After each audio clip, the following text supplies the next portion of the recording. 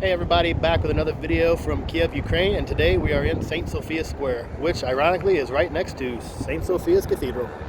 So when you first come in the square, the first thing you'll notice is this large sculpture here. This man's name is Bohdan Khmelnytsky.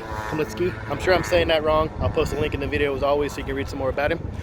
So Mr. Bohdan here was a leader of the Cossacks army, and he first marched his army through the Golden Gates, which I recently did the video on, during medieval times in 1648, right after the defeat of the Polish army.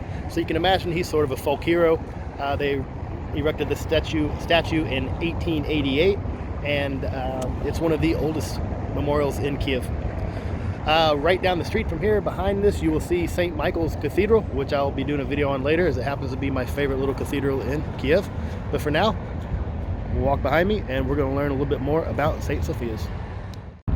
So here we are at St. Sophia's Cathedral, and unfortunately, like everything else, it is closed right now because of the coronavirus. So I can't even get into the cashier's window to tell you how much it would be. However, I do know once you go inside, you can take stairs all the way to the top of the bell tower if you so choose, and if your legs will get you there. So you'll notice the larger cathedral on this side, and there is a smaller cathedral on this side of the entrance. So a little bit about St. Sophia's.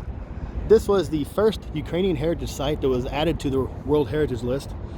This was constructed by, you remember Yaroslav the Wise in the Golden Gates video? Well, this was constructed by his father, Vladimir the Great.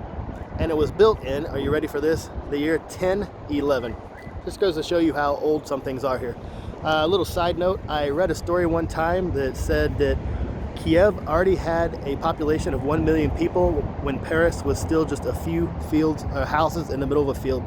So if that's true, that really shows you how old the city is here. So the structure was scheduled to be demolished by the Soviets in the 1930s when they came through and did their big war on religion, and it was actually saved by a bunch of scientists and historians. So if you come visit, this is one place you definitely have to see, as it, like I said, it is on one of the World Heritage Sites.